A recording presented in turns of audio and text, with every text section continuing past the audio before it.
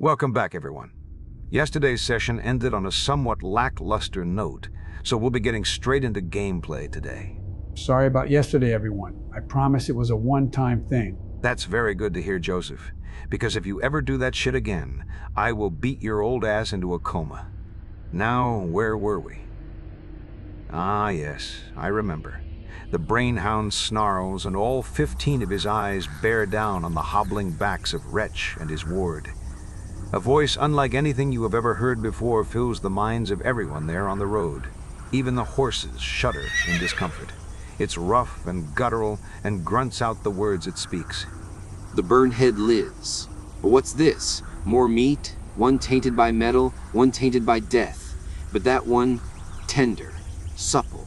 Yes, good meat. Bring it. And then the dogs surge forward as one. Barking, snapping, growling, snarling. They tear off down the trail after the two while the brainhound watches on in the rear. Yeah, I'm gonna book it to the carriage as fast as I can with the guy I'm carrying. Mr. Crane, get back in the car, I shout while grabbing him by the shoulder and forcing him into the back seat. Harlan scrambles into the Escalade and clenches the seat so hard that his knuckles turn white. The driver desperately brandishes the reins, coaxing the horses forward to get enough momentum for the carriage to move. It begins slowly rolling forward, but it will need more time to reach its top speed. Please tell me Wretch isn't too far away. Sorry, but Wretch is still about 25 meters from the carriage, hobbling along as quickly as he can. The injured man is slowing him down considerably, now just barely conscious and weakly dragging his legs along. And with that, I think we'll roll for initiative. With the highest roll of 20, Sidrovich has won the initiative roll for your side and will act first. Well, obviously I'm going to jump back in the car for safety. Wait, Donald, I'm pretty sure the dogs move faster than Wretch. I don't think he's going to make it without our help. But if we go to help, we can all get in before the dogs catch up. Obama was the one who wanted to rescue this guy so badly. If he gets killed over it, that's on him. Next time, just leave the bait NPC during an obvious ambush encounter, dumbass. Fat piece of shit. I knew he was going to do some bullshit like this. Motherfucker plays the exact same greedy asshole character in every campaign. And that right there just signed your death warrant, bitch. I'm gonna climb inside the car beside Harlan and slam the door shut, locking it from the inside. I'm gonna gut you, you fat fuck. Boris is up next. What would you like to do, Joe?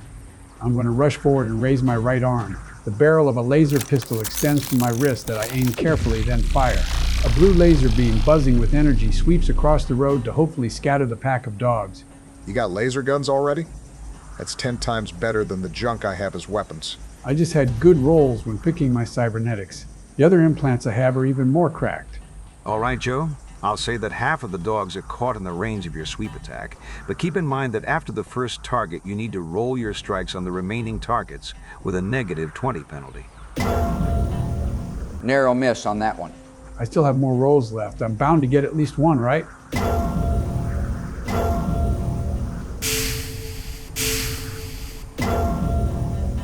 Last one is a miss too, but 2 out of 6 ain't bad.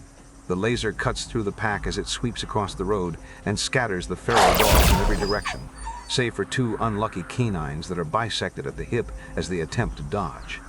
My turn next, right? Not much I can do except keep moving towards Boars, but can I also draw my revolver and fire? One of your hands is free, so you can still attack. Then I'm also going to make it an immediate called shot, to shoot the brain of the closest dog to me. That's going to be a tough shot to make. You sure you want to do that? The fuck do you care, pussy? Stay your fat, pregnant ass in the car and shut up. Wretch deftly fires a well-placed shot that drops one of the dogs like a rock. The brainhound snarls at the death of his packmates and focuses all of his beady eyes on Wretch, who, only seconds later, begins to feel an invasive presence in his mind.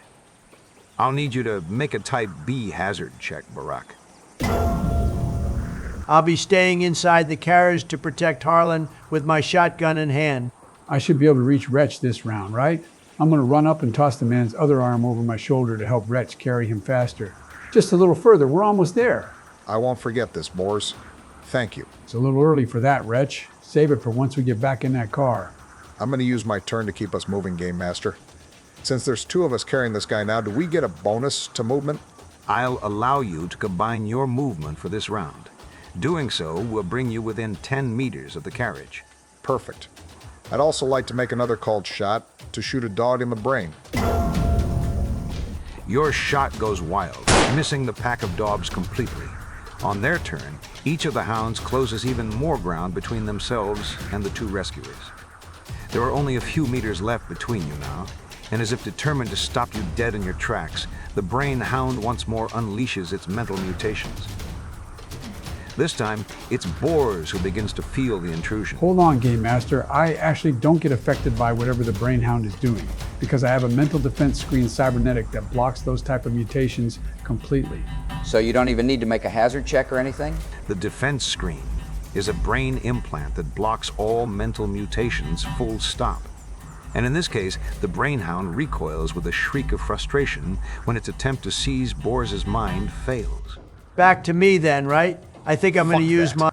Sidrovich, open the door. Open the goddamn door. I shout frantically.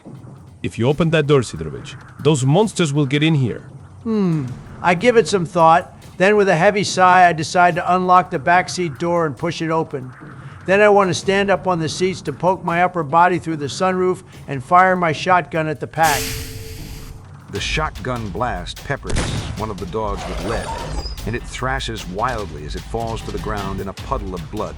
I'm going to help Wretch haul the dying man into the back seat of the car.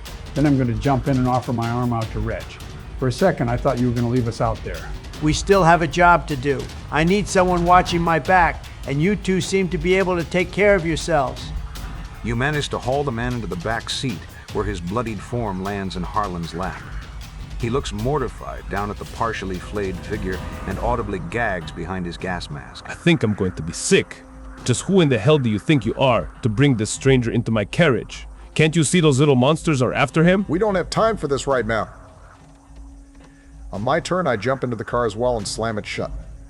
Now that we're safe inside, I immediately begin taking out medical supplies to treat his wounds. I can give him an antiseptic wash to prevent an infection, but the most I can do is just stabilize him. Bors, I need you to hold him down and stop him from moving. Mr. Crane, I need you to put pressure on this wound here. Just push down on it as hard as you can. If you expect me to do that, then you have another thing coming. Do you understand who I am? I am a Crane. My family has been. If you don't do it, I'm going to toss your ass out of this car. Harlan goes quiet, staring into Wretch's eyes, before silently doing as he was instructed. Do you have something for me to do? You've already shown that you're absolutely useless, so no. You call keeping our boss alive, which is our entire point of being out here, useless? Oh, don't even give me that. That's just an excuse for you hiding like a coward. You say you're being loyal and thinking about the job, but all you're really showing is that you're useless in an emergency. The dogs throw themselves at the Escalade, snarling and snapping their jaws in an attempt to break through the glass windows. The driver has finally worked the horses up into a full gallop, and the carriage goes barreling down the dirt road. That freaky mud is up ahead. I gotta go around it, he shouts back to you all. No, just keep going straight. Run his ass over if he doesn't get out of the way. The driver clenches his jaw and snaps the reins. He spurs the horses on right toward the brain hound, who stands defiant in the center of the road. For a moment, it seems the creature will simply allow itself to be trampled beneath hoof and metal. But at the last possible second, it deftly leaps off the trail and into the brush, giving way for its remaining pack to chase after the carriage. An awkward silence falls over the carriage. The dogs that are giving chase fall behind meter by meter until they finally give up and turn tail. All that's left are the ragged groans of the injured man. The horses ride on, carrying you 3 to the town of Oasis. For your actions during this encounter, Sidrovich has earned 20 experience factors. Bors has also earned 20, and Wretch has earned 10. However, I'll also be awarding him 5 bonus experience factors as well. We must then turn our attention to a small outcropping of rock some 30 miles northeast of that bloody encounter. High up on a grassy plateau is a lone campfire whose embers are slowly dying. The thin trail of smoke lazily creeps up into the sky and dissipates high above the heads of 2 individuals sitting across from one another. Is this it? Could it be? Yes, George, it is. Go ahead and give us a description of your character. Sitting cross-legged on one side of the fire is a man with light blue skin that is visibly sectioned in odd patterns that weave together like a tapestry. He has long silver hair trailing down his back, and his eyes are a haunting shade of yellow that leave no distinction between his pupil, iris, and sclera. He's dressed in a tank top above a pair of grungy cargo pants, and strapped to his back is a quiver of arrows. This is Hawkbit, my mutant character. A much older blue-skinned mutant is kneeling on the opposite side of the campfire. I think this is as far as I go, he says with a sigh. But this is definitely the place. She said she was going to Oasis last we spoke. He points a hand toward the distant shape of a small town down below. And when I find her, I assume I'll be bringing her back? The man stands with a grunt and makes his way to a nearby patch of grass where two saddled beasts are grazing. You do what you think is best, but most folks back home are growing tired of her and her wily ways. If her business out here is worth it, that's for you to decide. But you bring your sister home one way or another. So you're out looking for your sister? Yeah, pretty much. I told the game master about it, and he agreed to work it in somehow. Though I wasn't expecting this. The man mounts one of the Nostbucks, a giant rust-red deer with 4 horns and black armor plating on its head. He gives you one last nod, then sets off down the plateau, in the opposite direction of Oasis. I do the same and mount the other Nosbuck. I guess I'll be seeing you then. I set my mount towards the town and begin riding at a fast pace. Nostbucks are renowned for being swift, reliable steeds, and in just an hour you've crossed 16 miles of open prairie. Bursting through a stretch of wild brush, your noused buck lands on a well-traveled game trail when you spot a lamb cowering against the corpse of its mother. It bleats loudly in fear and seems unable to move itself as its hind legs and hips lay completely limp. Harassing the frightened animal are a pair of dogs. These dogs are lean and muscled, and their nuzzles are both soaked in blood. When they spot the massive Nostbuck, they each begin growling to ward off the massive beast. Careful, George. You don't want to get swarmed while you're on your own. Yeah, I'm not even gonna play around with these things. I immediately unsling my bow from my shoulder, knock an arrow to the bowstring, and fire at one of the dogs. The correct term is loose. Don't care. Didn't ask.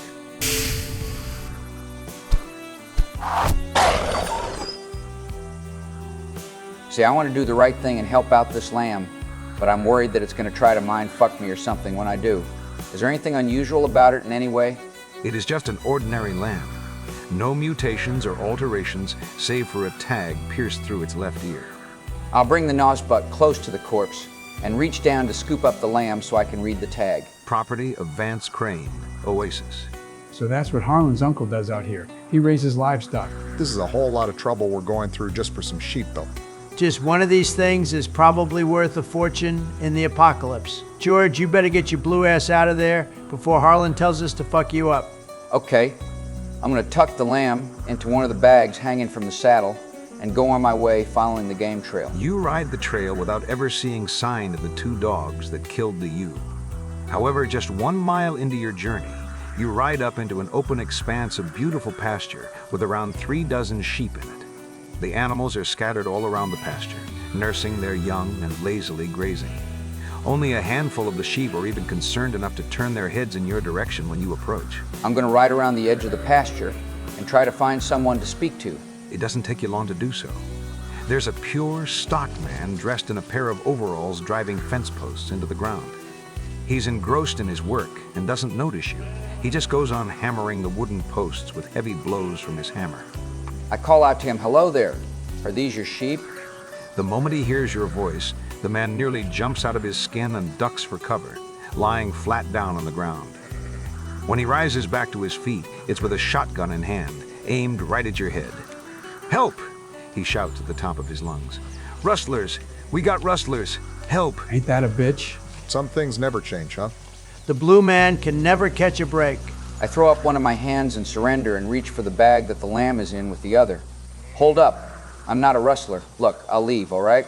I just wanted to give this lamb to you. The rancher cocks the shotgun furiously when he sees the sorry state of the lamb. "You sick some bitch, the fuck you do to it?" He angrily steps forward, but thinks better of approaching any further when the Nostbuck stomps a hoof. Just take the goddamn lamb and I'll leave. Oh, you ain't going nowhere now, Mutie. You don't even know what you done. Go on and get down here. Stupid piece of shit. I shout at him, then drop the lamb at his feet. With that, I'm going to turn the Nostbuck and set off across the pasture as fast as I can. The moment you turn your back, the rancher takes a shot at you with his shotgun. I have a mutation to increase my defense value against bullets by 20. You feel the force of the shot knock you forward in your saddle, but it comes nowhere close to penetrating your armored skin. The sheep are all scattering in every direction, some running from the source of the shot, while others run in terror from the Nostbuck. And then come the riders. 3 men, all on the backs of saddle horses, cresting a hill and immediately spotting you. They set after your Nostbuck, and the lead rider draws a revolver. "Gonna kill you, Mutie," he bellows. Who the fuck even are these guys? I didn't do shit to them. Go ahead and roll for initiative, George. You gotta be fucking kidding me. The riders win the initiative. All 3 have drawn their weapons and begin taking pot shots at Hawkman's back. I'll warn you that since you're all riding on the backs of mounts, any strike rolls will have a -10 penalty. Several shots connect with your armored back, leaving no damage to you, but the hot lead that bounces off you causes your Nostbuck to panic and thrash its hind legs wildly, stopping in its tracks. I quickly knock an arrow to my bow and fire it at my pursuers. Your arrow pierces the gut of one of the riders, but this only seems to infuriate the trial even more. He tips the arrow shaft out of his stomach, and the 3 all fire in unison once more as your Nostbuck rears back and bucks wildly. Ouch. That's an automatic hit. I was afraid this was gonna happen. Okay, hold on, Game Master. I need to make some rolls. What are you doing? Just give me a sec. Fuck. Fuck. All right, so when the shot from one of the riders hits Hawkbit, he immediately seizes up and lets go of the reins of his Nostbuck. He begins convulsing on the ground, legs shaking, eyes rolling in his skull, and blood dripping down his chin as he bites his tongue. You're a goddamn epileptic? Ain't no way. Bro was out here looking like Legolas on this majestic beast, and the second he takes a love tap, he's out like a light. Just go ahead and rip up that character sheet, because there's no way in hell you're joining our crew. The riders all leap down from their horses when Hawkbit begins having his seizure and walk up on him, guns level with his head. Fucking muties. Damn things are always shaking and twitching and doing Lord knows what. One of the ranchers spots on Hawkbit and continues. "Don't kill him just yet. We're gonna take this son of a bitch to the captain." The rancher then lifts his foot and smashes his boot down hard on Hawkbit's head, knocking him unconscious. Well, that could have ended worse, I guess. At least I'm not dead. I wouldn't really say that when you're about to get your cheeks clapped by those hillbillies. Hours pass, and the shadows of the land stretch and shrink with the rising of the sun. We turn our attention to a town rising from the land like the ghost of the frontier reborn. The settlement sprawls along a long riverbed, entombed by a wall constructed out of timber and rusted sheet metal. Its heavy gates slowly rise to allow a team of horses to trot inside, pulling along the escalade of Harlan Crane behind them. Water tanks and jury-rigged windmills loom above the sheet metal rooftops, their creaking blades sustaining whatever wretched life there is to be found here. Horses shuffle in pens. Stray livestock wander the dirt roads, and vagrants of all types wander between buildings, rifling through trash. Up ahead on the main road, you can see that the town's saloon, an old-world diner that has been expanded with scrap walls and a shoddy sign, is currently spewing out drunken patrons. They stumble over to join an already large crowd, cheering, hollering, and gawking at some spectacle. The carriage comes to a stop just outside the saloon, and the 4 occupants all climb out. Harlan Crane is unsteady on his feet. One hand is clutching his stomach, while the other is gently pressed against his temple. He takes 3 shaky steps toward the saloon door, then bends forward and vomits. I quickly go to Harlan and toss one of his arms over my shoulder. "I've got you, Mr. Crane." You are such a kiss-ass, it ain't even funny. Thank you, Sidrovich. I think I need some time to just sit and think. And perhaps a drink and a wash would do me some good too. Yes, definitely a wash. I'm going to help him inside the saloon and have a drink with him if that's all right. I have to focus on getting this man to a real doctor with equipment. I did as best of a job as I could, all things considered, but he's not quite out of the woods. I then slowly helped the injured man out of the car and pull him to his feet. Then I set off to find a hospital in town. Well, I guess that just leaves me alone on the street. I'll give my thanks to the driver, then head towards the crowd and try to get to the front to see what all the fuss is about. You manage to push your way through the crowd and find a group of 4 men around a wooden lamppost. One of them has climbed to the top and is fastening the end of a rope to the post, while another has the other end and is tightening a noose around the neck of a blue-skinned mutant who looks exhausted and weary. A gagged hawkbit is standing atop a chair beneath the post, with his wrists tied behind his back. The other 2 men loudly mock the mutant, jabbing him with knives and holding up his weapons as trophies for the entertainment of the crowd. We caught this mutie creeping around the pasture. Much as we wanted to clip him right then and there, we figured we'd treat all you fine folks to a show. You're about to see the elusive long-necked mutie. This no-good mutie done killed one of our ewes. How do you like that? A perfectly good breeding ewe dead in a damn ditch, and the bastard didn't even bother eating the meat. And I know he done it because he walked right up with a lamb. Smug as you please. This is tricky. I know these guys have it wrong, but I can't really call them out on it without metagaming. Well, can you think of something before I get lynched? Hold on, everyone. Are we really going to let them just hang a man over this? What sense does it make to steal a sheep then walk right up to the owners after the fact? It seems more likely that an animal got into your flock. We were on the road just now and got attacked by a pack of dogs led by a brain hound. Maybe this is related. Make a hazard check for negotiation, Joe. It'll be type H since these ranchers are hostile and worked up. For this check, combine your intelligence, appearance, and willpower traits, then divide them by 3 to get your negotiation trait score. A flash of fear comes over the men, and they look almost uncertain. A brain hound? There's no brain hound around here. I mean, they're a dog, sure. But a brain hound? Bullshit. One of the ranchers gives a nod to the man on the lamppost, and he leaps down, now moving to kick the chair out from under Hawkbit. I immediately raise my left arm and fire a grappling hook from my wrist at the man who's going for the chair to pull him to the ground. The hook sinks into his thigh and effortlessly sweeps him off his feet.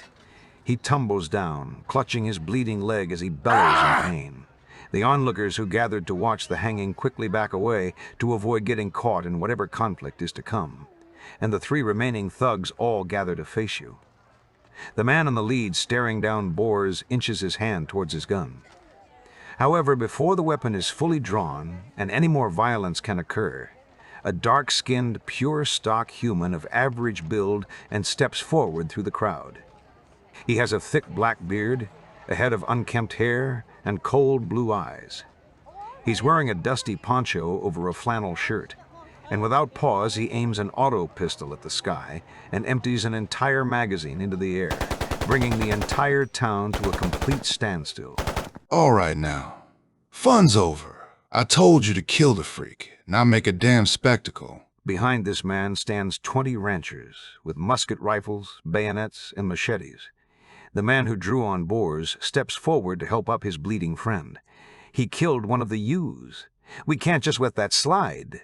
A message has got to be sent. I'm the only one around here who decides what's gotta and don't gotta get done. Now I'm saying it's over. Ain't gonna be no lynchings in these walls. The 4 thugs scowl at Boars but make themselves scarce, scurrying off to find treatment for their wounded friend. The captain steps forward and cuts away Hawkbit's binds as his armed escort disperses the crowd that had gathered to watch the hanging. In a matter of seconds, it's almost as if nothing had happened to begin with. The captain looks over both Hawkbit and Boars, then puts away his weapons.